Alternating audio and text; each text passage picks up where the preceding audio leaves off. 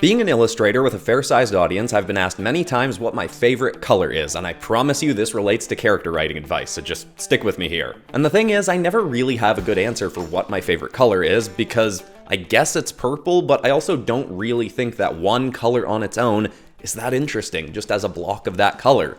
But what makes that color interesting is when you start pairing it with other colors, especially contrasting colors. Then you can start getting a bit more of a vibe and feel from the combination of the colors, while also helping you to appreciate that one color even more. And I kind of think the same thing is true for characters in storytelling. One character on their own can be interesting in a vacuum, but they become so much more interesting once you start pairing them with other characters, especially ones that contrast with them. That's when you start getting a real feel for who they are and how they interact with the world and other people. So in today's video, I'm going to give you all of my best character writing advice, but focusing mostly on what I think the most important thing is, writing great character dynamics, which helps show the world how interesting your characters are. And I'll talk about a personal example of where I used character dynamics in the planning stage to completely change the course of one of my series for the better. The last writing advice video I made, which I will now forever refer to as Stop Start Planning Writing, was the first time I've done a writing advice episode on this channel, but I got a lot of really good, encouraging comments from people who appreciated that advice, so trying another round with character advice. But if there are other writing advice topics you'd like me to cover, please leave them in the comment section below. I do read comments regularly. I've been making a full-time living off my writing and art on this channel for 5 years now, doing 2 videos a week, which is how I've honed and improved my writing process so much to a point where I think I do have a lot of really good advice for writers out there. And of course, you know, the whole YouTube thing, subscribe if you're new here so you can see those videos, or so you can see the actual story episodes that make up the core of this channel. But anyway, now on to character dynamic advice. That's right, this time I'm not front-loading the episode with the quick advice, I'm diving right into character dynamics, then we'll get to the other stuff afterwards. But again, it'll all be time-coded if you do really want to jump around. This is something that you can start thinking about right near the very beginning of your planning process. Odds are, if you have a story in mind that you want to write, there's a good chance you have a main character in mind already, and some personality traits for that character as well. Character dynamic stuff, to start planning it, you do need to have some idea of who you want your main character to be, but that can also change as you start planning. But once you have that main character, I think it's really important right away to start thinking about who is going to be interacting with them the most over the course of this story. Maybe they're on a team, or maybe they have one specific character that they're going on a journey with. And then start thinking about what would contrast really well with my main character. What is the personality like of someone that I could send on a journey with this main character that would really bring out the main character traits I want the audience to see from this character? If you have a really upbeat and optimistic main character, pairing them with someone who's really cynical and angry can make for a really interesting dynamic. Or if you have a character that's really confident and aggressive, maybe pairing them with someone who's a bit shy and insecure or uncertain. And I'm talking about the broad surface level character traits here, not the depths of these characters. The things we see if we just interact with this person for a few minutes. The general vibe we get from them. You can also start thinking about the character arc you want your main character to go through. If you've decided that you really want to write a story about a character who's really cowardly and nervous, and you want them to grow into someone who's very confident and outgoing by the end of the story, then it might be a really good idea to pair them with someone that's already kind of like that. That's something I did recently in my series Mytholethal, which I'll talk about later on, because the original planning for that story was very different before I started thinking about the character dynamics that were going to be involved. But to go with a big pop culture example that lots of people are probably familiar with right now, Deadpool and Wolverine is a really great example of some high contrasting characters making for a really entertaining story. And I say that as someone who, you know, this isn't a review channel or anything, but personally I found the plot of that movie to be pretty meh and not interesting, but I still personally loved the movie because I felt the character dynamic was really well handled. As the surface broad strokes of these characters, we've got Deadpool, who's the sarcastic goofball that doesn't take very much seriously, and we've got Wolverine, who's a cynical grouch who's kinda given up on life after losing a lot of the people he cares about. If we were to just watch Wolverine sitting in the bar for a couple hours instead of pairing him up with someone, we'd probably start getting a bit of a sense that he's a cynical loner, but putting him in direct communication with a character like Deadpool, who really pushes his buttons, gives us so many more examples of what his character is like really quickly. Hence the dynamic being an important part of showing us what a character's like. Deadpool acts really goofy and annoying, and it really bothers Wolverine. He shows more and more of his agitated side, letting us see the surface level of both his character and Deadpool's character, but also eventually letting us get deeper. Deadpool eventually pushes Wolverine to a point where he's so annoyed that he has a massive, explosive, angry monologue telling Deadpool how useless and horrible he is, and it's cruel enough that Deadpool doesn't crack a joke about it. He just starts trying to beat the snot out of Wolverine, helping us see that Deadpool isn't a character who just cares about nothing, and no matter how goofy and jokey he is, he can genuinely have his feelings hurt. It's not the deepest movie or character dynamic on the planet, but I think it really helps illustrate the point I'm trying to make about character dynamics. A similar character dynamic to Deadpool and Wolverine that my audience will be aware of is Benny Sharp and Dr. Champagne McGregor, an occasional fourth wall breaking goofball who used to have a really shady history making mech armors for both heroes and villains alike, and a grouchy ex-dinosaur geneticist who was kind of bordering on suicidal when we first met him. But don't worry, he has gone through his own personal growth and become a happier person, while still being, kind of grouchy a bunch of the time. And the reason I bring them up isn't just to do some subtle marketing for this channel and my Multiverse Tales series or my banter episodes, where it's often Benny and Champagne revealing the lore for an episode through a conversation between them and showing off how I personally write character dynamics and dialogue, but also because I think they're a good example of how characters will evolve over time if you're doing a longer running series, writing, say, a TV show or comic book series or series of novels. Novels. Shout out to anyone writing a novel. But anyway, this isn't something you have to do, but if you want to be more, psychologically accurate with some of your character dynamics, in real life, the more time you spend with a group of people, the more you start taking on some of their traits yourself. So if you hang out with really cynical and negative people, you're going to become more cynical and negative over time. If you hang out with really positive and upbeat people, you're going to become more positive and upbeat. So if you're writing a dynamic of characters that spend a ton of time together over a long period of time, it can be a good idea to incorporate some of the character traits from one character into another, or vice versa, or both. I've done this enough with Champagne where it's gotten to a point that, while he is still the grouchier character between him and Benny, in some of the banter episodes I've had to start working in some other straight man kind of characters, who are even less jokey because Champagne has started to evolve to be more goofy. So I'll throw in a character like Dresden Oakland, who's even more on the serious side than Champagne is nowadays. You don't necessarily want to change it too much and ruin what's a really fun dynamic that your audience might be enjoying, but having the characters change like this can help a dynamic keep from getting stale, keep it fresh, evolving over time without ruining what made it good in the first place. And like I referenced earlier, you can actually use this specifically to help a character evolve. If you want a character to go from being very insecure and anxious and lacking confidence to becoming incredibly confident, you can pair them up with a character who is already very confident, and then either have them absorbing traits somewhat subconsciously from that character throughout the story, or actively deciding that they want to become more like that character. Again, this is something I've done in my series that's currently running, Mytholethal, but I promise I'm going to get to that in a second, my personal planning process. But I want to finish this segment on that. So before I get there, I want to make sure to emphasize that to make interesting character dynamics, you don't need your characters to have high contrasting traits. You can have characters who are super similar and still make their dynamic interesting.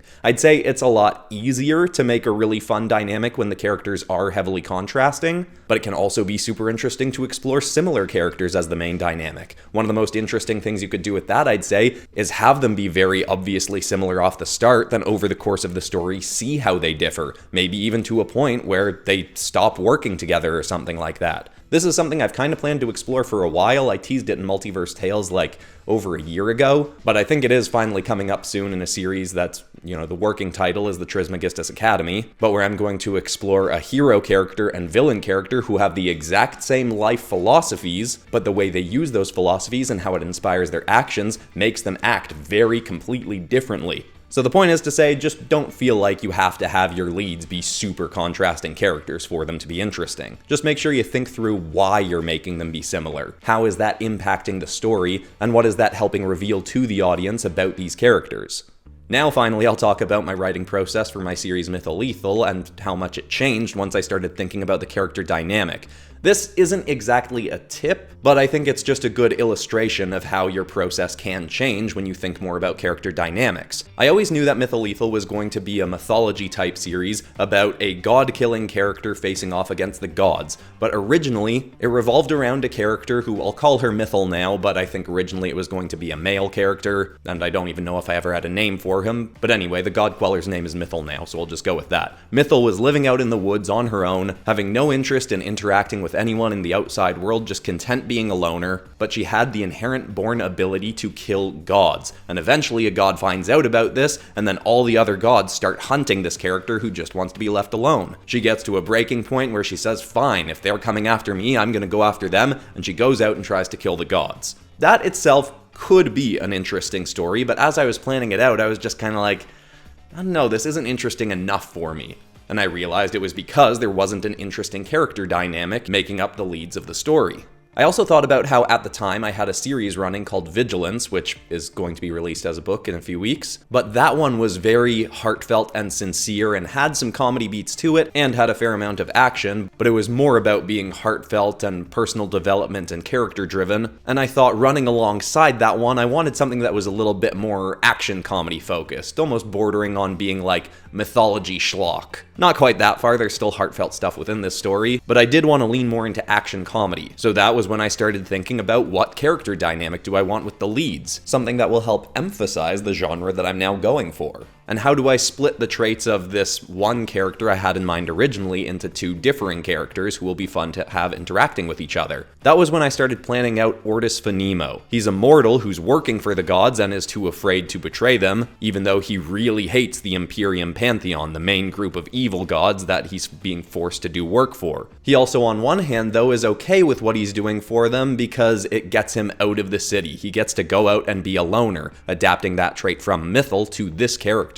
He's seen how the gods doing a lot of bickering and warring with each other has inspired people in the cities to do the same because the gods are their leaders, so if they're fighting each other, the people who follow different gods are also fighting with each other, and Ortis is fed up with the divisiveness of people and just wants to get out of the city and be alone. But then he ends up meeting Mythil and finds out that she has the ability to kill gods. The gods also learn about this, and one of them comes down to try and kill her, and Ortis gets to see firsthand as Mythil then kills this god. And he gets really excited about the fact that he's met someone who can actually stand up to the gods. So as much as he's a very nervous and cautious person, he decides to team up with Mythil and help her go out and hunt the gods. Then over the course of the story, he becomes more confident by working alongside her and wanting to be more confident. And so we get his character arc from being kind of cowardly to being a very confident person, especially where we're at now in the story. I do admittedly think that I rushed his character arc a little bit, but what I decided to do once I noticed that that had happened was I said, okay, he's learned to be more confident partially by being around this other character Mythil, so what happens if we take her away from him for a while? I think I kept her gone for a little bit too long, but like I said in my last writing advice episode, every story is lessons for the next story you're gonna write, and I know how to plan things out better for Starseed Psyche, which is starting on Monday.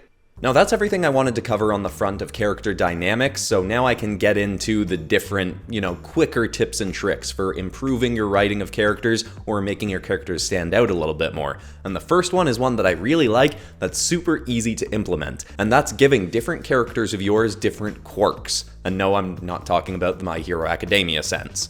There's two different kinds I'll talk about. One is dialogue quirks and one is contrasting quirks, but essentially what a dialogue quirk is a specific turn of phrase, maybe even a catchphrase, or a word or a set of words that character says a lot that the other characters generally don't. In real life, like with characters becoming more like the people they spend time around, if you spend time around a bunch of people, you might start adapting some of their turns of phrase, but it can be really helpful to subtly make a character stand out by giving them a specific insult, let's say, that they use a lot. I've used this for a few of my characters, like Benny Sharp will use the insult goons most of the time, Champagne McGregor will call people clowns, and Jake Tajin will call people freaks. Obviously, other characters I've written have used those insults before, probably, but those characters use them more regularly, and it's just a little thing that helps the audience, click into the fact like, oh, this is this character talking. It feels more like them being unique and not just you wearing a bunch of different hats. It can help differentiate the dialogue between your characters in subtle ways. It obviously also doesn't have to be an insult. For instance, one of my characters, Kayla, for those watching who haven't listened to my series Multiverse Tales, she essentially has a partner that's, for lack of a better term, like a Venom symbiote, but that's mechanical and can only transform part of her at a time. In her first story with her biomech Charlie, he mentioned a couple times, kind of jokingly, that it would be nice if you said please when you asked me to switch a part of your body into a different kind of weapon. At the very end of the story, she finally does this, and then going forward, for the rest of the stories I've written for her, whenever she's asking Charlie to change into a different weapon, she always says please. Again, it's a subtle and small thing, and people might not even consciously recognize it, but even if it's just subconscious, it's something that helps give your characters a little bit more character. And the other side of this is contrasting quirks, and what I mean by that is some kind of like or dislike that doesn't really feel like it makes sense with a character's core trait. An obvious example of this one is a big, hulky, muscular dude who really likes tiny unicorns. Or a cute, adorable little girl who's kind of a psychopath that likes murdering people or something. Okay, that one's a little bit big, but you probably get a sense of what I'm saying. Those little quirks are really small, but can help a character feel like... It's almost like a cheat code for giving a character a little bit more depth. If you do that and it's an important character, you should then explore why they have this contrasting trait. But as a quick little addition into a character, it can be a way to make them feel a little bit more fleshed out and like a real person, because real people have contrasting traits. Now this next piece of advice I am calling, would this character really say that? And it revolves around exposition that you need to get out to your audience or to your other characters through dialogue, but don't necessarily have a good way to do that. Sometimes there will be exposition that you just need to throw out there, but if you handle this poorly and just kind of hand it to your main character and just let them say the thing, then it can kind of take your audience out of the story and have them going, wait, why would that character say that in this moment? It is going to happen sometimes where you just need to get some kind of exposition across to your audience, but there's ways to make it feel more natural and possibly even get more character traits out to your audience through the exposition being delivered. So if you have a piece of exposition you need to get out, for one, consider, is there a different character that I could have in this scene say this, or even bring into this scene to say this that makes sense and feels more like a thing they would say than my main character saying this? Or also, you could consider, is there something that I could have a different character say that would prompt my main character to say this in a way that feels more natural? Would my character be more likely to say this thing if they were super annoyed or frustrated, or if they were super happy and excited? And is there something I could have a different character say to get them into that state? There was a semi-recent example on this channel where I had to swap a piece of dialogue because I was just like, I don't think that character would actually say that. In what I consider to be the best comedy episode I've written to date, The Death of Benny Sharp, all of the main characters of my main superhero team are at Benny Sharp's funeral. The thing is, as I've established in this episode already, Benny Sharp is a super goofy character, has kind of Deadpool vibes to him, and most of the people at the funeral don't believe they're actually at Benny Sharp's funeral. His partner, Dr. Champagne McGregor, is at the front of the church clearly trying to convince everyone that this is a funeral, but most people aren't buying it because they know this is the kind of thing Benny would do as a joke, and the episode, both in real life and in the actual universe, is taking place on April Fool's Day. They think it's an April Fool's Day joke, but Champagne, trying to convince everyone that this is real and Benny's dead, flips open his casket and shows a very dead Benny Sharp in there. But I also wanted to have a little comedy beat there, where I have a character reveal some exposition along the lines of, why does he have cucumber slices on his eyes? That's a spa thing, not a dead person thing. And originally I had given that line to my character Sterling and Jill, and just went on writing the story from there. But once I was in the editing process and listened back to that, I kind of had a moment of, Sterling wouldn't say that in this situation. Even though he also is not really buying that this is an actual funeral, he is the emotional support kind of character for this team, and he's much more sensitive than a lot of the other characters. So even though he's not convinced this is a real funeral, part of him would be thinking that it's possible this is a real funeral, and if that's the case, then this is a very distressing situation for Champagne McGregor, and he wouldn't be cracking jokes or laughing. So in that case, it was pretty easy to change because I had so many different characters in that room, so I just took that line and gave it to Kayla instead, because she definitely would not be buying what's going on here, and has similar traits to Sterling, but is slightly less focused on being emotionally sensitive. Now this next piece of advice I'll give pretty quickly because it's a little bit harder to apply. You kind of need a group of people that are willing to do this with you, but it can be super, super helpful to play Dungeons and Dragons as one of your characters, or GURPS, or any role-playing game out there. When you have to actually embody a character like the main character or secondary character or whatever from your story, and you have to react as that character in some kind of story situation while you're playing a game like Dungeons and Dragons, you are essentially practicing writing that character on the fly as someone else gives you situations that you have to then react to. I played tons of Dungeons and Dragons in university, then some after university, as well as a game called GURPS and a few other role-playing games here and there. I don't do that as much nowadays because I don't have a group that plays, and I don't like playing games like that online. I really want to be in person when I'm doing something like that. but I can say it is massively helpful to improve your character writing to play a role-playing game like that as one of your characters or just as any character that's not you, so you get to practice writing a character on the fly. Now the next tip is kind of too connected, and it's essentially that the best character writers are good psychologists. I heard that a long time ago, and I think I've heard it from a few people since, so I don't know who I originally heard it from, but I think it's so true. Back in the day, I read a few books on psychology, and it's always been an inherent interest of mine, especially revolving around the topic of happiness and how people become unhappy and learn to become happier. But even if it's not one of your main interests, it can be super useful for your character writing to read books on psychology. Or even to just study yourself or the people in your life. See how different people react to different situations and think about why that might be the case. If there's someone you know really well, you might know why they react to something a certain way. And just seeing how different people react to things and how people act in general can be hugely helpful for then you applying that to characters. Personally, I've gone through a massive transformation in terms of my mental health over the last 10, 12 years, I guess, but mostly in the last 4 years.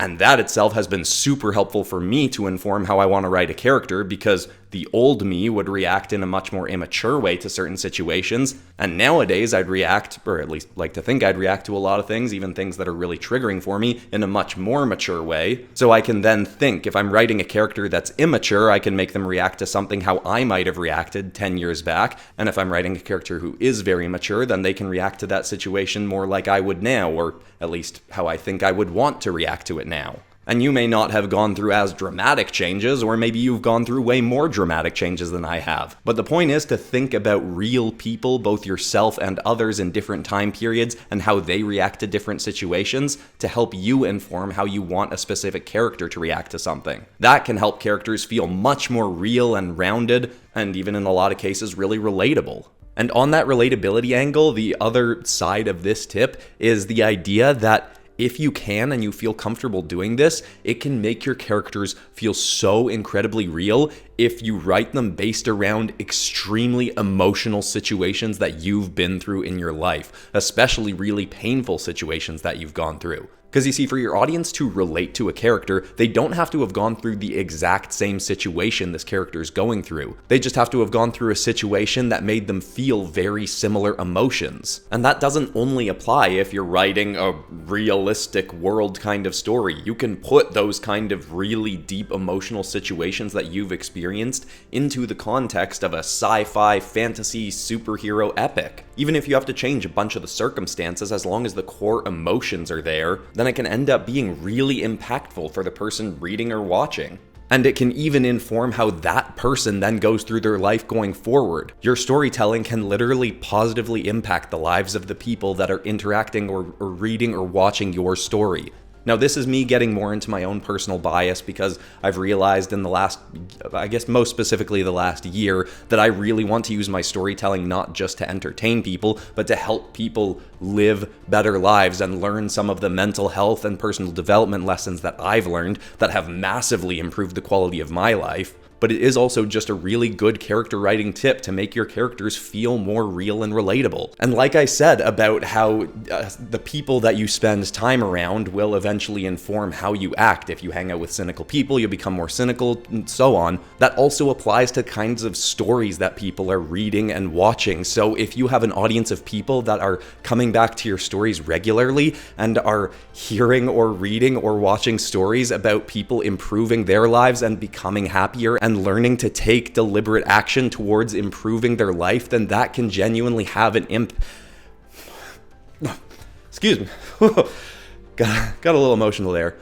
But the point is to say, if you give people stories that are uplifting and are about characters that learn how to become happier and train themselves to be happier and be better people, then your audience may be inspired to go through the same kind of transformation and use tactics that are in your stories that your characters use to become better themselves. The most that I've done this recently is in my series Vigilance, where a bunch of the episodes are literally based on really emotional old journal entries of mine from 5, 10, whatever years ago. The very first story in that series starts with a barely edited journal entry of mine from the period of my life where I was the most deeply unhappy. While telling a cool superhero kind of story, I also wanted to give people inspiration and hope that they can go through the same kind of transformation that I've gone through that I put into Freya Sparks' story in the 3 episodes dedicated to her that I have in the series Vigilance. And some of the messages I've gotten from people, whether in the comment section or in emails, really quickly made me go, okay, I wrote a really good, impactful character here. Now, looking at my notes here, I'll be honest, I did have like a whole other section with a bunch of different advice revolving around overpowered characters or characters that are too inherently good at everything. But I'm almost thinking now, maybe I should make that its own video because this video is going longer than I thought, and I have a bunch of stuff to say there. Like how doing this is generally frowned upon, but can actually be done to a really entertaining effect if done intentionally. Essentially, the Cole's Notes version, to still give some advice on that in this episode, is don't make your characters too great at everything right off the start, or else there's no room for them to grow. If you really want a character to be amazing at like a ton of different things, maybe think of what they could be bad at the beginning of the story that they could then grow through and learn to be good at by the end of the story. And if you want them to be really good at that thing, they can be really good at it in the final act, where it's then much more satisfying for them to be great because they've learned from a stage of not being very good. That might be some pretty obvious advice. Again, I had a whole other set of things to talk about here, but instead I'm going to finish off on one that I think is, kind of an exciting one to think about, and that is that breaking a character can be really fun. There's this quote that I heard a long time ago that I only learned today is actually from Doctor Who, and that is that demons run when a good man goes to war. The idea being that if someone is really kind and warm and friendly, and they are pushed to a point by some situation or other people or beings that makes them want to go to war, that can, just kind of give you chills just by hearing it. A character being pushed to a point where they act in a way that seems almost completely opposite to their most dominant personality trait can be a really interesting and exciting plot point. Or it can even just be a good character writing practice as you're learning about your character. Doesn't even necessarily have to be in the story. You can think about, if this character were to act the exact opposite of their main personality trait, what would it take to get them there? What situation would they have to go through, or what would someone else have to do for that switch to make sense? But also, putting it in an actual story can be really satisfying and entertaining for your audience, though I would suggest don't do it too early and don't do it too often. If you write lots of stories and lots of them are about a character just breaking and going through a switch, your audience might kind of start to anticipate it, and it might be a bit less entertaining. Or you might even get to a point where you're doing it so much that it doesn't feel relatable or realistic for the characters to be going through these breaks. But then again, if you do it a lot and you practice it more, maybe you would actually just keep getting better at it. So, I don't know, thinking out loud here a little bit. But also, if you put it way too early in a story, it might not be as impactful because, if you start the story saying, oh, this is the happiest, friendliest person alive, and then 4 pages in, it's like, but now they're going to war. Then people are kind of like, well, I didn't really feel like I knew this character well enough for this to have that much impact on me. Whereas if you put it in the final act or in book 3 or whatever, then it's like, oh my gosh, I never thought this character would do this. The time when I think I did this the best was in an episode I wrote a little over a year ago, I think, called The Broken Hero, and I think that is the most emotionally impactful story I've ever written. As much as I love my series Vigilance that just finished recently, The Broken Hero was coming off the back of like a year of build-up to what happens in the episode.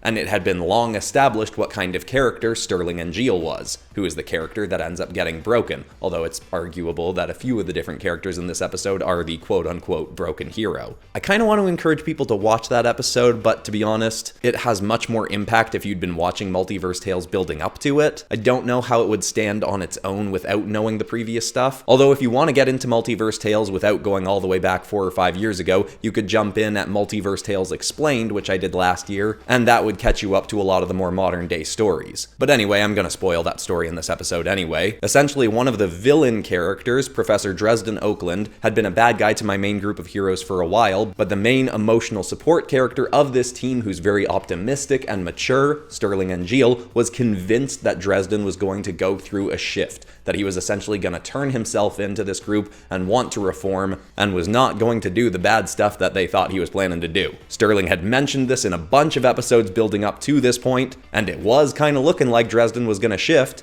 and then this episode happens, and as certain as Sterling was that Dresden wasn't going to do the bad thing, he essentially ended up committing genocide and killing like 200,000 people. Now, to be fair, it's a little bit more gray area than that, as the group of people that he killed have done a lot of bad things themselves and a lot of murdering themselves, and a fair amount of my audience has argued that, yeah, I think Dresden might have done the right thing, but the point is this team of heroes did not want him to do this, and Sterling was certain that he was not going to. So when it was revealed that Dresden did go ahead with this plan, it broke Sterling. But I also had to think about, what does being broken for this character mean? Yes, he is a good man, like in that quote, but he's also a superhero kind of character. He's done plenty of fighting and going to war as it is. Him being broken more so meant going from being the very stable, emotionally mature character who doesn't react to triggers when they come, thinks through how he wants to respond to things in a mature way, and this event switched him into being very unstable and anxious and acting immature.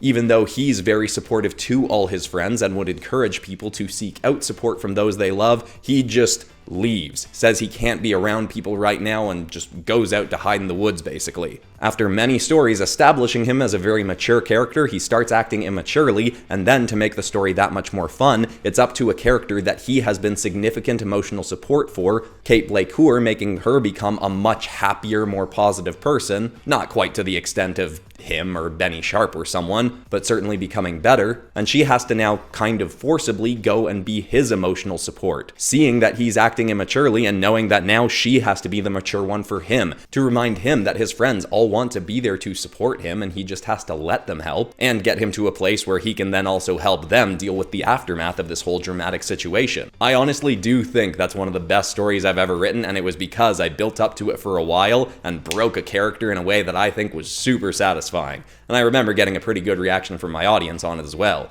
even though it was one of the least action-heavy episodes I'd done. So again, I'd encourage you not to break a character in that kind of way until, maybe partway through a movie or story, or even better, farther down in a series. But remember, it can be a super exciting thing to have happen to your character. But I guess that's all for this character advice episode. Like I said, I had some other things to say, but I think we've gone on long enough and I've given the most important stuff. And if you're new to this channel, again, subscribing would be great so you can see my other stories that I have coming out and other advice videos. Multiverse Tales, you could go back to the very beginning if you want to know the main series of stories that I'm telling, and the main multiverse that most of them exist in. My old delivery isn't nearly as good as my vocal delivery is now, but I still think a lot of those stories hold up.